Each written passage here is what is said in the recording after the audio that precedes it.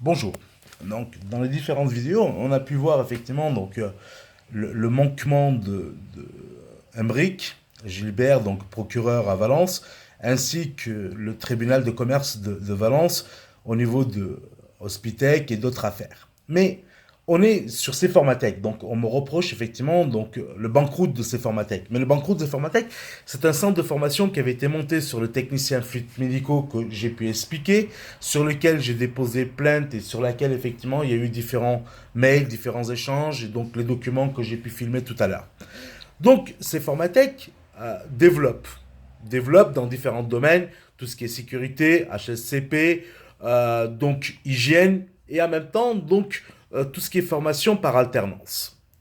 Et de là, on a une base en 2006 avec Chaumonté en disant je prends ces locaux, mais par contre tout l'agencement effectivement ou la remodification où l'Europe a versé à la région, au département, qui est Didier Guillaume, qui est devenu vice-président du Sénat d'ailleurs à l'époque de Hollande, qui avait détourné ces 200 000 euros. Mais je crois que c'est pas d'aujourd'hui que je le dis, je l'ai assez dit. Et donc, à un moment donné, on se dit, vous avez effectivement une dette envers la société Formatec de 200 000 euros. Donc, dans les différents comptes rendus de réunion, qui ont été celui-ci, qui ont été celui-là, euh, et derrière, on peut tourner les pages, on peut voilà, voir qu'effectivement, donc, il n'y a pas eu de manquement, que les choses elles sont bien faites. Donc, voilà, par exemple, la métier de la colline, donc qui avait essayé de refaire un tout petit peu pareil qu'effectivement c'est Formatec, notamment. Et donc, c'est effectivement donc la dette qui avait été contractée. Ce sont là les factures que nous avons établies donc à l'époque pour à la communauté de communes, comme effectivement engagé dans les différentes réunions. Et de là, les factures étaient très claires. C'est de dire, on prend effectivement le dédommagement de ce qui avait causé la perte, puisque à un moment donné, donc on s'est dit, on fait un développement. Ce développement-là était très simple. C'était tout ce qui était formation des engins de chantier. Donc grue, tout ce qui était cassettes. Et de là, on devait me remettre un terrain. Alors, le terrain, ok, on se met en accord avec Drézin et d'autres, donc les documents sont là. Donc voilà, on n'a pas à se le cacher. Et à partir de ce moment-là, euh, on a donc cet engagement-là de la communauté de communes donc, qui était géré par Drézin. D'ailleurs, Drézin, pour mémoire, il gérait aussi le Rovaltin à l'époque du photovoltaïque. Donc, maintenant, cette personne, ce petit voyou, on peut dire ça comme ça, d'ailleurs qui a volé et derrière qui voulait détourner effectivement le projet de hotline qu'il a envoyé à la préfecture par la suite. Et donc, Drézin, on lui avait facturé tous les loyers, donc les 200 000 euros que Didier Guillaume s'était engagé par sa collaboratrice et par les documents qui devaient effectivement être reversés à la société Formatec.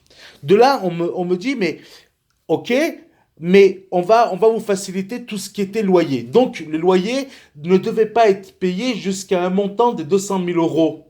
Mais à la limite, je préférais avoir les 200 000 euros pour acheter le bâtiment qui en valait 350 000 euros. Vous comprenez bien pourquoi. Donc derrière, au bout de 5 ans, il n'y avait plus de loyer à payer. Donc ce qui se passe, à un moment donné, on se met autour d'une table. On dit, OK, il y a la dette pour ça, mais en même temps, on va vous faciliter pour les formations de vous remettre un terrain à disposition. Alors, ce terrain-là, qui est toujours pas exploité d'ailleurs, hein, on ne sait pas ce qu'il y a sur ce terrain-là. Normalement, on devait creuser, on devait faire une formation donc d'engin et de grue. Et puis de là, Drézin, Chaumonté et toute la clique, donc Didier Guillaume et ainsi de suite, on me fait traîner avant de me donner. Donc moi, je recrute les formateurs, je mets la formation en place, je fais les appels d'offres au niveau de la région, j'ai des charges supplémentaires qui augmentent, donc de 5-6 collaborateurs supplémentaires. Donc on a vu effectivement les voitures de ces Formatec, on m'a accusé de les avoir volées, mais bon, c'était des fausses accusations, c'était les états d'âme de Emmerich, je le comprends, mais je peux tout à fait voilà, accepter. Et de là, donc, on a un développement qui est fait. Bien évidemment que la société évolue, la société développe.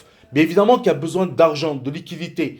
Et de là, on se dit, qu'est-ce qu'on va faire? Ben, notre trésorerie, du fait qu'effectivement l'État nous doive des sous, donc le département, on va effectivement donc se restreindre au niveau de tout ce qui était charge. On paye l'utile, donc les frais fixes de base. Et à un moment donné, donc on a une certaine somme qui s'accumule, bien évidemment, bien évidemment. Mais Dreza tarde de nous signer effectivement ce qui était engagé sur le terrain, la location du terrain pour faire les formations. Moi, entre-temps, j'ai recruté et j'ai mis les choses en place. Ça, effectivement, le tribunal de commerce, donc vous savez, c'est des copains, c'est la bande à francs-maçons. Ce sont les frères entre eux, on ne fait pas de mal entre nous, donc on essaie d'arranger la sauce à notre manière. Et d'ailleurs, une des femmes, une des présidentes du tribunal de commerce, c'était la femme à la bonne. La bonne, qui était effectivement maire et qui avait toute connaissance du projet photovoltaïque et qui a participé par Valence Majeure à le dérober. Donc, je sais ce que je dis parce qu'effectivement tous les documents sont là et on peut effectivement les retracer. Mais on n'est pas là pour parler de la bonne, c'était plutôt Emmerich du tribunal et de ses Formatec. Donc encore une fois, une fausse enquête qui avait été faite, de fausses accusations sur effectivement donc un banqueroute qui a été provoqué puisque j'ai recruté en faisant confiance à une institution qui était la communauté de communes. Montera et tous les comptes rendus de réunions peuvent effectivement le confirmer. Donc on ne triche pas avec les dates. Et puis en plus de ça, il y avait Madame Barak qui prenait les comptes, les commentaires et qui les notait, qui faisait les rapports, qui envoyait à qui de droit. Donc on ne ment pas.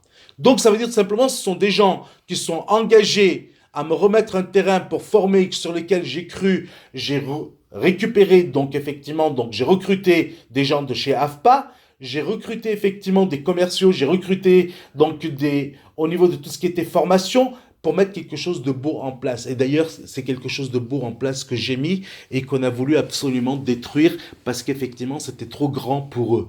Donc, un étranger handicapé qui puisse venir et qui puisse imaginer, qui puisse se battre pour pouvoir mettre tout ça en place, la franc-maçonnerie, vous avez bien compris, habitude de voler, de dissimuler, ne peuvent pas le faire. Donc, on détruit au lieu de construire. Ce qui est dommage, ce n'est pas la même franc-maçonnerie qu'on aurait pu connaître à l'époque de Pythagore, effectivement, ou d'autres qui étaient la construction et non la destruction. Et ce qui est dommage. Et d'ailleurs, lorsque si j'appuie aussi bien et aussi fort sur la partie franc-maçonnerie, je dis il faut arrêter. Donc je pense qu'il y a des maîtres de loge, ces maîtres de loge devraient prendre conscience qu'effectivement aujourd'hui rien ne va plus, effectivement vous avez été infiltrés et par des voyous, donc il faut arrêter les voyous.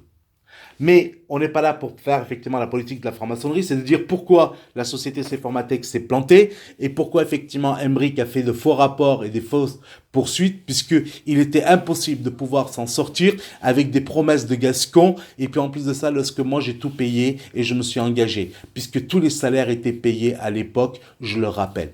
Donc je voudrais encore une fois justice à ce domaine-là, que le tribunal de commerce, les copains, donc ils arrêtent se dire aujourd'hui tout ce qu'on fait ça passe inaperçu, ça ne passe pas inaperçu, il y a les documents, les petits voyous, on en a ras-le-bol et maintenant par contre on fera des vidéos, on le mettra sur YouTube afin de dénoncer, afin de démontrer la réalité. Merci, donc à bientôt.